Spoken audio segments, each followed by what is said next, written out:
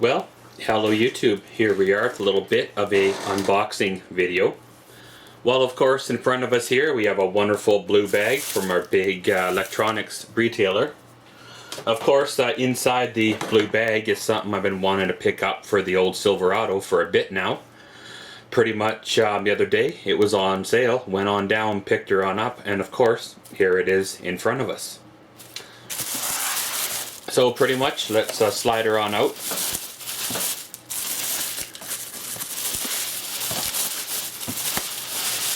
So of course, in front of us here we have an Alpine brand mobile media solutions UTE-42BT.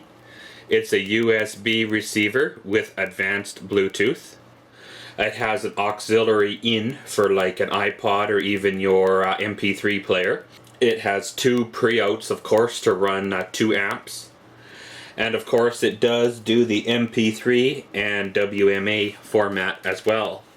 So of course, taking a tour around the box, got the wonderful picture on the front that kind of shows you what you're hoping the stereo is going to look like.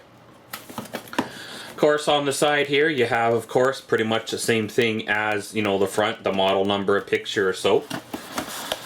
On the side it says, on the other side here it says Alpine Electronics Inc. www.alpine.com Driving Mobile Media Solutions. Made for iPod Touch, 1st, 2nd, 3rd, and 4th gen, iPod Classic, Nano 3rd, 4th, 5th, and 6th gen, iPhone 5S, 4, you know, 3G and all that good stuff. And of course, it'll run, of course, the newer iPhones as well. On the other side here, pretty much it's the same information as the top and, you know, sides and stuff, except of course it has the barcode and the serial number of the unit.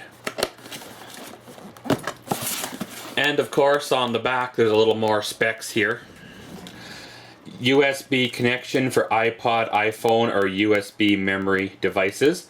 2 pre-outs with subwoofer level control for sound system expansion. 3-band parametric equalizer, or high pass and low pass filter, media expander, and power pack ready. Pretty much it's 18 watts RMS times 4, you know, Bluetooth, or the media expander, you know, subwoofer, and of course, you know, made in Thailand. So of course, flip open the little tab here, flip down the flap. First thing that's gonna pop out, of course, is your, you know, mic here for your, you know, Bluetooth when you want to talk on the phone and such. Of course, this is the pigtail. Effectively, this plugs into the back of the head unit, and the other end will hook into the wiring, you know, on your truck, car, whatever's. Got a little plastic clip thingy here. I imagine this is for the microphone if you want to clip it to the visor of your vehicle. So let's turn this baby right side up. Flip down the little blue flap. Reach in, pull out the tray. So of course, first thing off is your wonderful, you know, warranty information, instruction book, all that good stuff. And of course, the unit itself is packaged in some real bubble wrap and good stuff. I suppose that's how they know if you've installed it too and wrecked it, is if this bubble wrap is pierced, punctured, or whatever's, then they know you've been in it.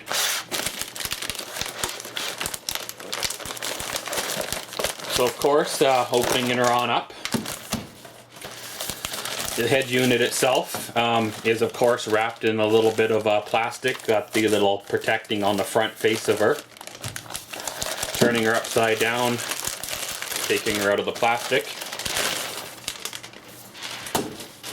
So of course on the back you have your 10 amp fuse. This is where your pigtail pops in. Of course you have a mount here, basically to give it the extra you know, support. And of course this is your 2 pre-outs for your amps and your antenna for the radio. So of course you know, the front of the unit here, it was covered of course by the foam. Now some dashes in vehicles require you to use this little cover here.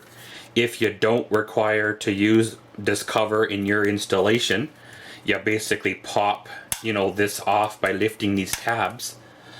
You do have a little bit of a tool here if you want to say to pop. Then you use these here, you know, screws or flathead bolts or whatever to thread on into here to mount it into your plastic dash kit. So of course, the moment you've all been waiting for, the well, face of the unit.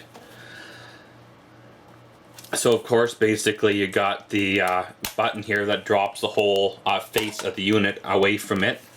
There is no CD player in this here unit, which really is not a big deal considering with digital media, I've actually never played a CD in my vehicle. Of course, you have the source button, you have a voice call button, you got your play pause button, you know, your loop button, all sorts of good buttons. Over here is your little jack here to plug your MP3 or you know, iPod or so directly in. Right here you have your USB drive for like your pen drives or so, or a USB cable to iPhone, Android, whatever. So of course we'll slide the HID unit aside for now.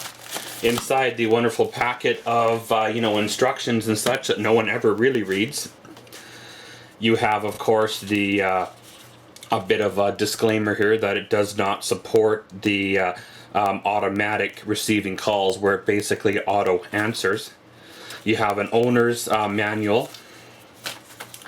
Basically a wonderful thank you for you know, buying our products and stuff like that. Register the product. I'm sure it's for like warranty or whatever. You'll probably get you know, information. You have a chance to win prizes and stuff. Of course, this is your great big you know, manual here with all your settings and you know, good things in there. Keep that as a reference. And of course you got a disc here that basically has installation instructions and basically a digital copy, if you want to say, of this. So of course, now comes the part that I've been waiting for. We'll give this an install in the truck. Pretty much using another kit with the factory wire harness. We're going to plug it all in. Now, some vehicles require a bypass to bypass the alarm, you know, stuff like that. And if you don't buy that bypass kit, you do stand a chance of deploying the airbags, having serious problems with the vehicle. But pretty much, guys, this has been an unboxing, little bit of a first look of an Alpine brand UTE-42BT stereo. Again, this here unit does not include a CD player, which is not a big deal given the advent of digital media. It looks like it's supposed to be a fairly decent unit. I've had Alpine in my past vehicles, and well, they've been fairly good for me. And as always, thanks for watching Maxwell's World. Comment, subscribe, and enjoy.